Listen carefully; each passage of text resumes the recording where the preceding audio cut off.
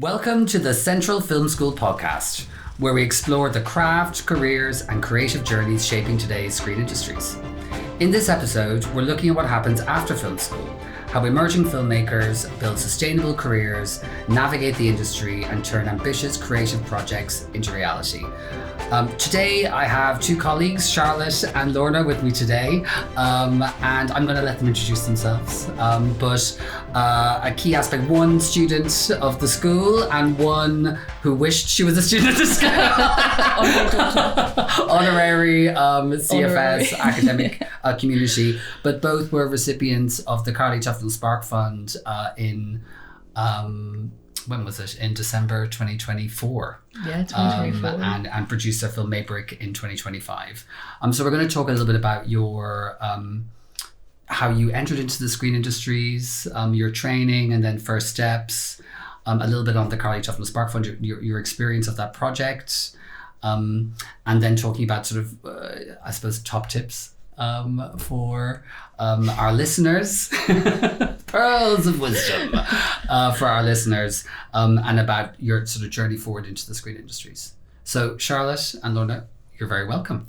Thank you very much. Thank you for having us. So maybe if we start off, if you could just talk us through your journey into the screen industries and maybe how you started off in training and then progressed on. Yeah. So Lorna and I both met at LIPA, didn't we? Yeah. I got into film previously before that because I was always interested in art. My parents are both artists, so I've always been in that world. And then I did moving image arts for A-level, it was called, and I picked up a camera and I just absolutely fell in love with it and the whole process and editing and things like that. So then I went to LIPA and I met Lorna, who was actually a year below me, even though you're a bit older than me. Forget that. Wow, shade. She's much older than me. As you can tell. So yeah, I knew that I wanted to do film then because I just absolutely fell in love with it. And we met through a friend, didn't we? And we were introduced, and then we formed our production company called Lights, Camera, Action Productions. And we started off doing like gig photography and like working with actors and doing show reels and stuff like that. But Lorna and I always wanted to make films and art and cinema. And then that's when we transitioned into filmmaking. The idea was that doing gig photography and show reels, like client work, is that we'd make money and then we'd be able to use that money to make our own films. And then we realised we were making no money because everyone was students and everyone was broke. I'm poor. And then, yeah, literally. The amount of work we did for free. Yeah, and they wouldn't even tag us. Give us a tag. They tagged the wrong person. Yeah, it's like, ouch. okay. Who's Lana? And then we were like, we retired the gig scene and we were like, we're just going to focus entirely on film. Yeah, we wanted to be a bit selfish, and because we spent a good year being very selfless and helping other artists achieve their dreams and their goals. And we're like, what are we doing here? Yeah. Like, we've got a voice, we've got things to say. So, yeah. And tell me a little bit more about your undergraduate studies. So what kind of things did you focus on? What actually did you find particularly useful? How was it beneficial? How did it actually set you up for your amazing journey with Lights, Camera, Action into the screen industries? It was a bit of a free-for-all, to be honest. You might have to cut that out. It really like it was loose. It was formally loose. It was formally loose. You know what? I'm grateful for it because it gave me a lot of time to experiment. I think I started off as a very experimental filmmaker. I was very drawn to that. Like my early stuff is super weird. Yeah. Not much narrative going on. So it really gave me the kind of space and the equipment and the tools to just do whatever I wanted, which was really beneficial for me. Because now I've gone into more narrative-based filmmaking. Yeah. And in a way, I'd love to go back to that, like just be super weird. But I think now I've been so accustomed and my brain's almost changed to think of film in a different way. 3 acts. 3 acts. Yeah. There's a lot of beats and all beats, that stuff. Yeah. Yeah. What about, how was your experience, Lorna? I think, so I went to do my undergraduate course from like a really small town in the Midlands where film just wasn't an option for anyone. So I transitioned from a theatre background where I did theatre writing and stage management. And I really enjoyed it, but I knew that my ego in me was like, I want to write the stories and I want to tell the stories. So then I went to uni much later in life because I was like, well, I think moving to a city would be beneficial, and then going to an institute where it like celebrates film and it has a new dedicated course. And then there was freedom within the course that you could work independently or groups, which was like beneficial for me because I knew I wanted to create more of a portfolio for myself rather than like academic work. And then through a friend in common, me and Charlotte met, and then we realized that we actually had very similar interests in like stories that we liked and characters that we liked, and it was kind of just a natural progression into working with each other. So the best thing that came out of our undergraduate courses, we always say that we met each other. I mean, look, when we're talking about, obviously everything in Central Film School is perfect, of course, at all times. But I was just thinking of Mary Berry when she sees like a terrible recipe and she goes like, it looks informal. But you know, we talk about sort of like, you know, building for success at Central Film School, and it's like building your creative and technical skills, your industry knowledge, and your network. You know, that is the thing about going to a specialist institution. It's not, you cannot, you know, sufficiently oversell the importance of joining that community of practice. So while you say that slightly facetiously, actually I think that's a huge part of why people choose to go to those institutions. Yeah. And so then you slightly diverged in paths, or did you work on a professional project first, and then you sort of went down an MA path and not, or just talk us through that so you completed your undergraduate degree, you're catching up. What happened next? Yeah, so I left LIPA, you were still there. Yeah. And it was after I left, actually, but you were still there, that we made our short film Little Riots, which was made a part of the Make Film History project for the BBC Centennial, and it encouraged filmmakers to use archive footage in their films, which was amazing because archive footage is actually really expensive to license. So to be able to get that for free was really amazing. And then I approached Lorna with it. And we came up with this idea of this punk poetry night, switching between the past and present in Belfast. We had no money. We made it on 80 quid, which went on one of the actors' train fares, who was based in London. Really, £80? 80 quid, yeah. Repeat that to all the students that you meet in the school when they're complaining about budgets. 80 quid. We went, we've got no money, but we still had access to some equipment, so we used that. We got some actors involved that had never actually met. We just got them there on the day. We went around all the pubs in Liverpool and said, can we film in your pub? Can we film in your pub? And we found this pub called Hobo Kiosk, and she was like, yeah, come film in my pub. Plug. And we hosted like a punk poetry night at the same time. So we invited all of our friends. So there was like this real events going on while you and I were filming. It was like outside. a real poetry night happening as we were filming. Right. And so kind of actually sort of formally sort of traversing narrative fiction and doc in pretty a way, much, right? Yeah, like people were being themselves in the film, but then we had these like fictional characters who were acting as well.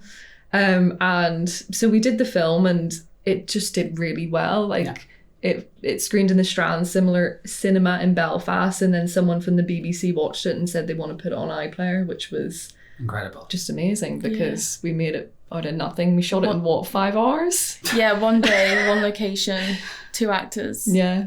It's the Greek unity. It's time, place, and action, right? Yeah. That's how you get stuff done. I suppose, what did you? Well, you learned that you can do things on a shoestring, but what else did you learn from that creative experience, from creating that artifact? What were the key takeaways for you that you took forward into future projects, your next projects? One thing that we always say is, make what you can afford. So like we have very grand ideas and very grand scripts, but it's like, you know, going back to Little Riots, we only had £80. It's like, well, it has to fit in one location. The location has to be free. So it can only be when the pub is closed that we can film in it. Only having 2 actors, it's like working within the limitations. And you can tell a great story in a bathroom. Like, you don't need Christopher Nolan sets and pyrotechnics to tell a great story. So that's something that we've like considered going forward, and like it's something we considered with Maybrick, what actually we could do with like the time and the resource and the money. And great stories can come out of nothing. Like some of the best stories are just two characters talking. Yeah. So I think restrictions are actually a really good thing. Like I think short films especially work the best when they're simple. Yes. Yeah. 100%. Yeah. They just work the best because you don't have a long amount of time, and if you throw too many characters in there and too many locations, I think the audience gets a bit of whiplash. Yes. Whereas if you keep it really simple, and we had so many restrictions when we made Little Riots, and I think we made something really beautiful because of the restrictions. Like if we had £10,000 to make that, I don't think it'd be any better. No. I think the charm comes from the fact it was made on nothing. It's punk in itself because it's so exactly. DIY. Exactly. Yeah. You mentioned that you could you can tell a good story in a bathroom. Yeah. That might be one of the quotes that goes up on the wall here. Love it. You will get attribution, don't worry. And obviously this is a really broad question, but I'm going to throw it out there anyway. So to you, what makes a good story? Really troubled characters, or characters under immense stress. Yeah. No one likes a happy character. So true. I'm always trying to get the students to tell I'm like, so many tragedies, guys. Anyone want to make a comedy? Anyone? Yeah, true. What do you think? What do you think about that? I agree. I think we always were drawn to very complex characters, and I think we always like our protagonist to be the underdog in a way. I think what makes a great story, I think when a story is told primarily visually instead of through dialogue. Yeah. The great thing about film is it like has all of these different art forms in the one art form. 100%. Which I think makes it beautiful. So I think utilize those other, elements in film to tell your story and not just dialogue. I think dialogue is the least important thing in a film. It's about what they not say rather than what they say. Well, yeah, it's visual storytelling, right? That's the thing, and screen acting. Obviously, we've got a screen acting degree at Central Film School, and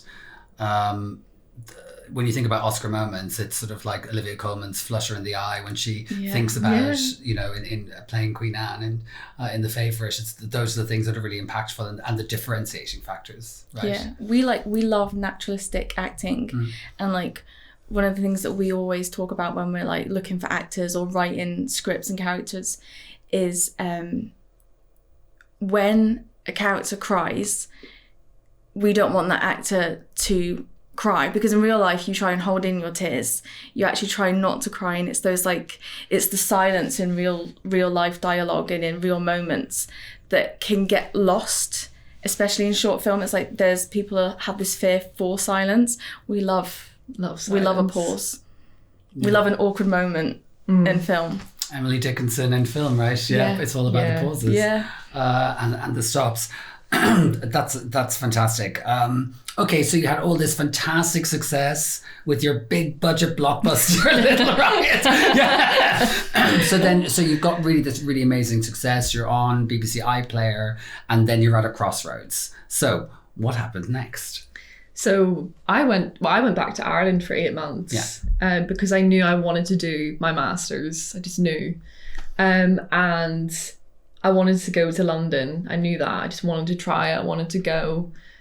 So we were still doing LCA stuff though. We were just in a long distance working relationship, weren't we? Yeah. LCA is Lights, Camera, Action. Your LCA, yeah. So that's our abbreviation. Yeah. So then I applied for Central because I wanted to go to like a specialist school because I went to LIPA and I did like that small classes environment. I think you just get so much more out of it. Yeah.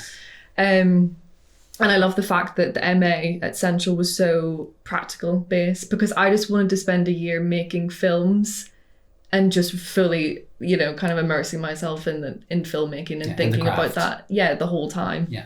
So that's why I chose Central. So then I went to London for a year. Yeah. Meanwhile. So but like during this time, even though Charlotte moved back to Ireland and then moved to London, we were still consistently writing.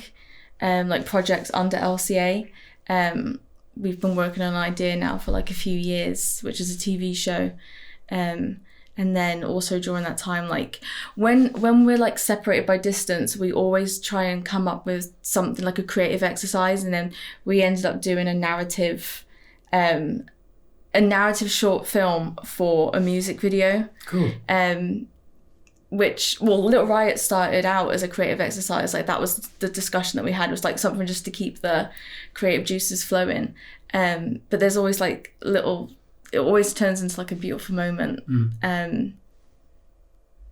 That was just meant to be like fun originally. Yeah. And then play has to be the start of creativity, right? Yeah. That looseness is really important because it's that creates the gaps for new ideas and new representations. Yeah. And so you're separated by space, but not by creativity and emotions. Yes. And then something at Central Film School brought you back together physically. In essence. So maybe Charlotte, if you can start off, sort of talk us through the Carlie Tufnell Spark Fund and I suppose why you wanted to apply for it. £10,000. No. You needed £80 apparently. But no, what intrigued you about it, and a little bit then just sort of like the why you thought Maybrick was the right project to present. Yeah, it was funny. I knew about the Carlie Tufnell Spark Fund like quite early on in my time in Central, and I was like, oh, that looks really interesting. And then by the time it came around to apply, I'd just come off doing Oil and Water, which was my grad film at Central. And God, that was so stressful. But I genuinely came off that film feeling high on creativity. Yeah. And I just wanted to make another film straight away. So then I approached Lorna, and the book Maybrick, about Florence Maybrick, was given to me. About this woman in Liverpool in the 1800s that no one knew about. So read the book, give it to Lorna. I was like, what do you think? And we just fell in love with her story. So Maybrick is based on a woman called Florence Maybrick, who was condemned for poisoning her husband in Victorian England. And her husband is one of the top suspects to be Jack the Ripper, funnily enough. But it's not really about that. It's about her. And it's funny because no one in Liverpool really knows her story. Yeah. But once we knew about her, we saw her everywhere in Liverpool. It's like, oh, there she is. And there she is. Like one of the train stations in the Merseyrail in Liverpool has like her case all over it as the artwork. Wow, really? Yeah. Oh, cool. And she was held in an old police station where I used to live by, and she was just, it's like felt right to tell her story. I'd be in a coffee shop and I'd hear, and so Florence Maybrick, and I'm like, she's following us. Her ghost is urging you on to tell her story and bring it back to the forefront. And so how was it developing? Because then of course you went through a pitching process for this. How was it developing that together, and how did you prepare for it? And of course, spoiler alert, you were successful. So why do you think you were successful in that process? A 17-part question. Well, from my memory, Charlotte approached me and she was like, we've got a month. That's in true LCA right. fashion. We have 1 month. But we have to pitch it. Let's go. So we had to come up with the like initial script really fast. We were sharing one book that I ended up having to print out because I couldn't find another copy of this book, and then working on a treatment. One thing we can do really well is make a treatment. I think we can make a beautiful document. So it was really fast paced. Like from my perspective, it was really fast paced. I think once we knew we wanted to tell her story, we were really locked in and just tunnel vision. I don't think we thought about, oh, what if we don't get it? I think we were just like, we want to tell this story, and this is a way to tell the story. So let's lock in and write the script and do the pitch. But the pitch was stressful. We were speaking about this before we came, how nervous we were. Maybe you couldn't tell, I don't know. Really? Couldn't tell. No, absolutely consummate professionals. Really? Yeah. We were really nervous because we wanted it so bad. And we practiced beforehand. We really put a lot of effort into the pitch. We rehearsed it, which I think is really important for pitching, is to rehearse your pitch. And we did it in front of the panel and you were there. But it was great. It was a really good experience for us because it felt very industry standard. We'd pitched before in like classes and stuff, but at uni. But this felt very professional, and it was a really good experience. Excellent. So we're going to take a short break now, and then after the break, we're going to hear about what it's like to be co-directors. Oh.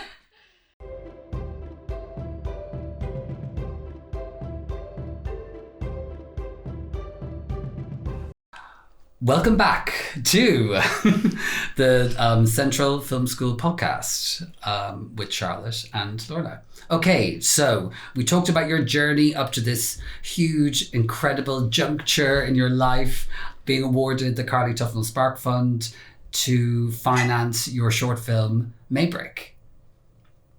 Yes. Are you... Yes. I'm sure you're sick of talking about Maybrick. Gosh. But I don't care.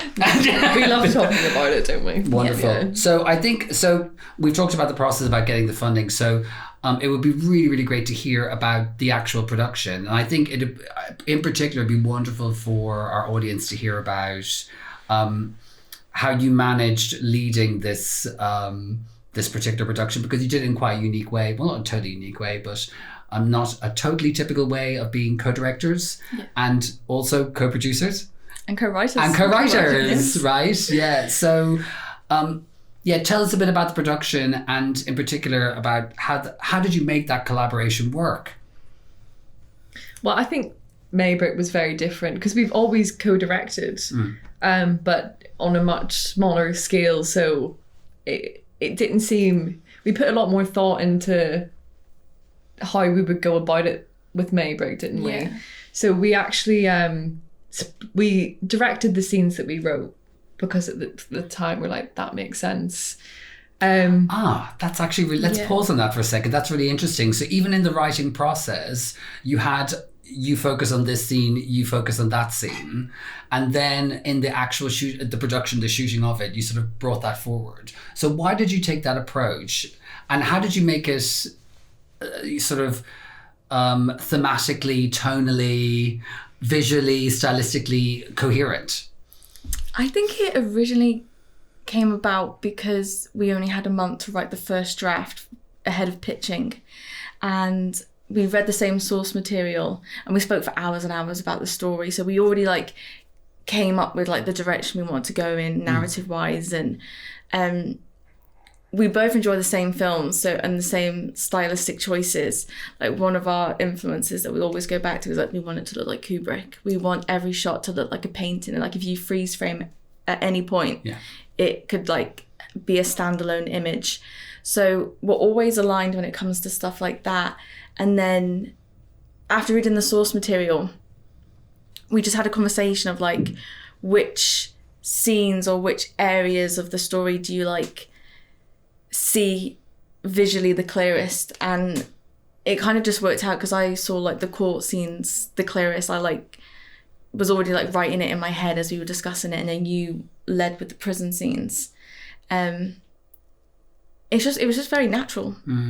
I think writing together has always been really easy because we speak about the story beforehand. It's not like we go in with no idea of what we're going to do. Not improv. And then. Yeah. So nothing that Lorna sends me is shocking in terms of where is she going with this, you know. But it's nice to have that space because we're actually the same, that we can't write with anyone else in the room. We have to really lock in. So I think that's also part of our process, that we need to speak about it and then we need to go away and actually write our own scenes and then report back. But we always give feedback on each other's scenes. So I'll write my bit and then you'll give me feedback, and then vice versa, and we'll go away and adjust. And we'll edit into each other's scenes as well. Like, we always go, if you want to change something, if you want to add in a line, like, feel free. Like, we're not possessive over what we write. But it kind of naturally blends. Like, we haven't really had a problem where someone's been like, this is 2 different films. Well, no one's told it to our face. Yeah. The reviews are in. Like, Part 3. Real talk. No, the film is an absolute triumph. Absolutely. I had the pleasure of visiting the set for one day, which was wonderful. So tell us a little bit about, so you're on the page, you're totally simpatico. And how did that translate into the actual production, the shoot? How did that go? How was it for you? Talk us through it. To be honest. Yes. I think an important factor with Maybrick is this was the first time we had like a real crew. Yeah. Because it's only ever been a crew of 3, me, Charlotte, and then like a cinematographer or like a sound person. Or I would do the cinematography sometimes, and you would do the sound. But it was the first time of working with like different job roles and everyone having their own skill set and then their own, wants and needs, and learning on set how to communicate with everyone. And if one person is left out of an instruction, it like can impact the whole set. You can domino, can't it? Yeah. So I think that is an important thing, like for us to remember. It was our like first time with a crew of like 13 people in one house. Yeah. In boiling May. And it was really hot May, wasn't it? Toasty. Yeah, it was toasty. So it was your first time. You've got an expanded budget, expanded crew, expanded communication needs amongst that crew. Yeah. So I think we really felt the pressure with Maybrick. Yeah. I think it would have helped us if we had a producer. Yeah. During pre-production, because Lorna and I did pretty much mostly everything. Yeah. And it would have been nice to have just solely focused on the directing stuff, but obviously small budgets, like you have to wear many hats. So I think leading up to it, we really felt the pressure. We really wanted it to be perfect, which it's never going to be perfect anyway. So I think when we got to set, we were stressed. Like we were, weren't we? Yeah. But it's funny because we packed a lot into 3 days. We shot the film in 3 days, which is actually quite insane looking back, because it was 24 pages of scripts. Yeah. And multiple locations. And it was quite a big cast. It was 5 big characters. Yeah. And it was a period drama. And French. People were speaking French in it. I just remember when we were doing the script and then you're like, 3 days, definitely 3 days. I'm like, Yeah. I think very optimistic. But you know what? We filmed everything we wanted. Yeah. We didn't leave anything out, which was really nice. But I look back on it really fondly, the whole experience. And I think when we were actually shooting the scenes, I felt like magic. I felt that kind of beautiful thing you feel whenever you're directing something. You're like, oh, we're making something really good here. And something that always warms my heart is just, I love directing actors. Like, it's my favorite thing about directing, and just watching them bring their characters to life and put their own spin on things, and just how well that they understand. It's like you have a vision for the character and then they exceed it every time. I think it's such a wonderful thing to watch. And how about for you, Lorna? It was lovely, like being on the first day in set, because it was a really like long production for us in terms of writing the treatment, pitching, and then it's sort of 6 months, 7 months of pre-production kind of thing, which is obviously about 100 times longer than Little Rise, for example. But being on set and then all the actors in their costumes and the hair and makeup was done perfect. We had trials, we took every aspect of the storytelling really seriously, and then just seeing it was a really beautiful moment, because I think even up until 3 days before there was things that we were having to finalize, and costumes were needed to be taken in and steamed and police hats, historical police hats were really difficult to find. So when I was on set and I saw it, I thought it was really beautiful. Yeah. I mean, it looks like something that's 3 to 5 times more expensive. I think that's one of the key achievements. Amazing cinematography, amazing lighting, and the production design. It just so shines through. It's a wonderful thing to see for a relatively small budget. And when I visited, I think I visited on day 2. Yes. Day 2. It felt calm. Did it? I came back, honest to God, I came back and I reported back to the team. I was like, that's the way a set should feel. And it's that old adage of like, sort of like, have the legs going mad under the water, but floating along. And if you had that internal, it didn't come across that you were sort of like in strife or extreme stress. It came across as a really collaborative, generative, and in control set, actually. So you should be incredibly proud of that, because this is not ever thus. I can tell, having gone to quite a few sets, it is not ever thus. And how about post-production? How does that go? Oh wow, we thought production was tough. Post-production was way harder for us, actually. Because I think when there's problems on set, like you have the problems, but see, once you're like doing a scene, you forget it all. Like it just goes out the window. But post-production was really hard and very long. We had a very specific tone and feel that we wanted. Like a clear example is like what we wanted the score to sound like. And we've worked with like this amazing composer in Liverpool like multiple times, and he's so talented and so like great to work with. And we want, obviously it's like a period drama historical piece, but we wanted a very contemporary feel to how it sounded. And we wanted electric guitar, but it kind of just got lost in translation, because obviously watching a very period piece, but we had a vision. So it was just like navigating the differences of, and to be honest, we're not musicians, so we'd be like, we want it to sound like da da da da, blah, blah, modern but old, and it's like but short. This classical composer's like, perfect. We see things in images. That's why we're filmmakers. But yeah, I'm really happy with how it's turned out. Like it is the film that we wanted. Yeah, so, I think in every department in post-production, we really pushed to get what we wanted. Like we never conceded and went, oh, you know what, that'll do. Like we just kept pushing and pushing until we got what we wanted. Yeah, we were like, we did. It looks too beautiful to settle on like sound now. Like crackles and pops and rustle. Yeah. Because your partner did the sound design, did the post sound, which I loved watching him do it. I find it fascinating. But he really, I'm sure he loved it. I'm sure he loved it. I'm sure he loved it. A labour of love. Yeah.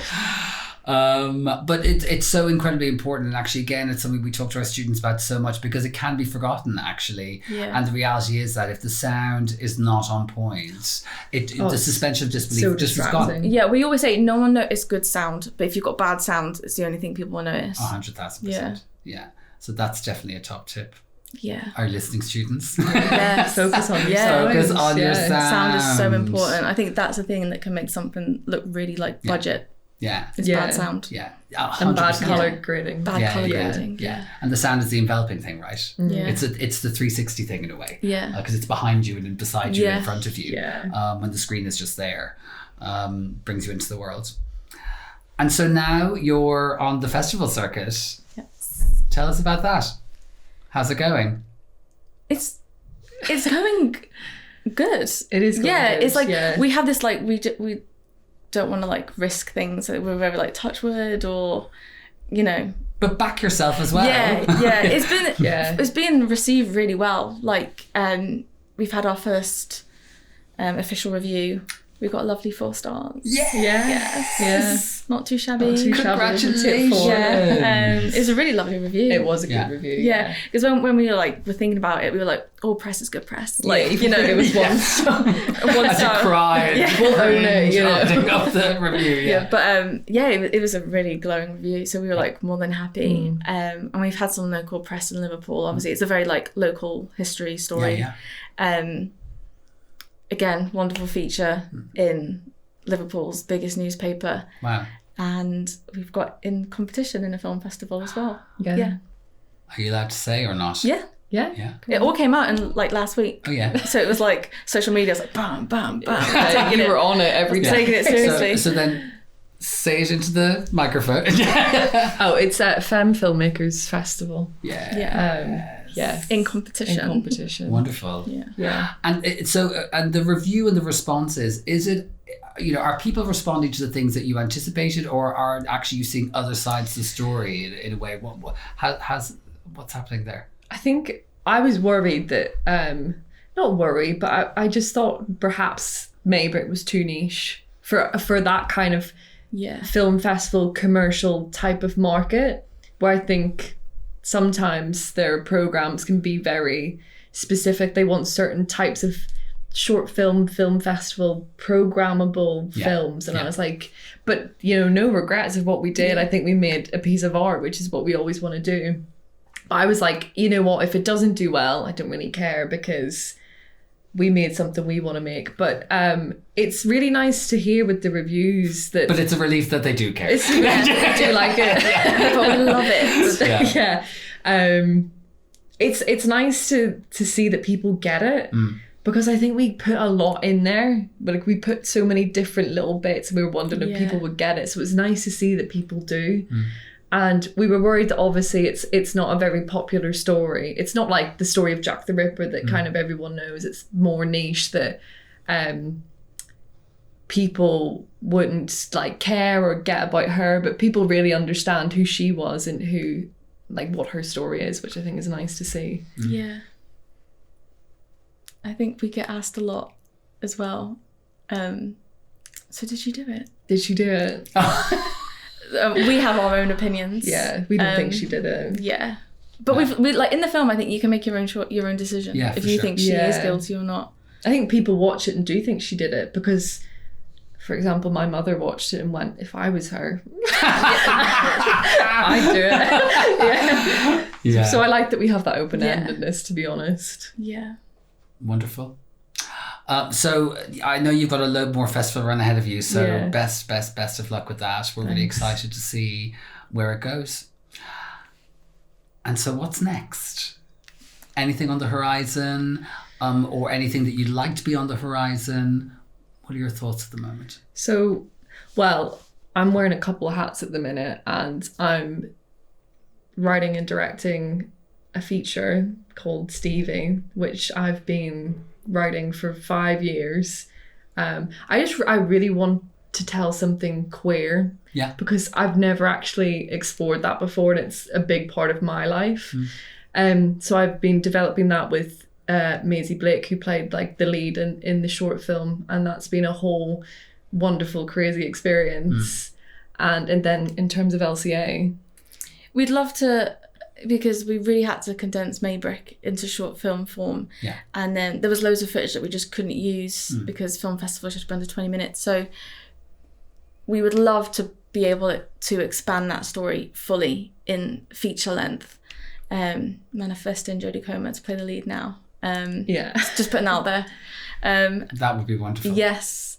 And Oliver Pudley, of course. Yeah, so we're like we could get her. She likes doing interesting stuff. Yeah, and then we've been working on a TV series for about 3-4 years as well now, which is we're pitching to a few production companies and reaching out to some agents and stuff, and it's a 6-part comedy series of the Bronte sisters reimagined as a reality TV series, like the Kardashians. Amazing. Yeah. I'm in. Yes. Perfect. Thank you. Yeah. I'll play the pianist. Yeah.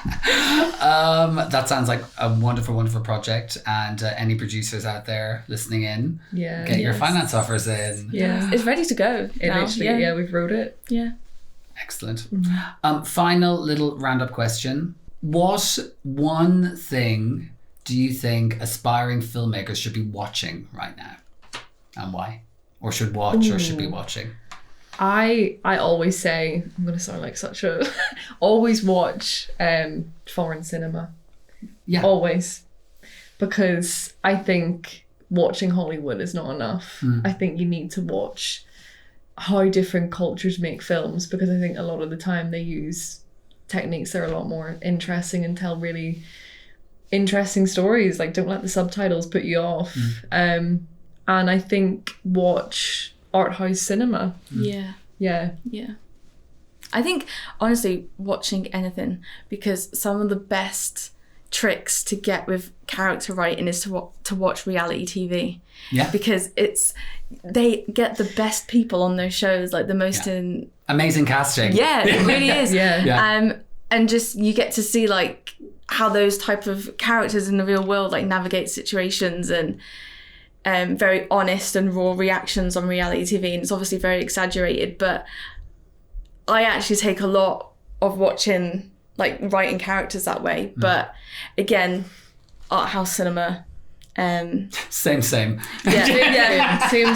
No, do you know, it's funny you say that, Lorna, because actually we've got a series of events called Master Your Craft, and we had a director on, a wonderful director. She's an illustrious in art house and more mainstream career. And she also recommended watching reality TV. I heard Tom Hardy said the same thing, how he bases his characters or how he finds his characters through watching reality TV. Yeah. Yeah. That's your top. Because it's real, like, people watching. It's authenticity, right? Yeah. It's in the old, people would sit in the cafe before and watch arguments at bus stops, etc. going on.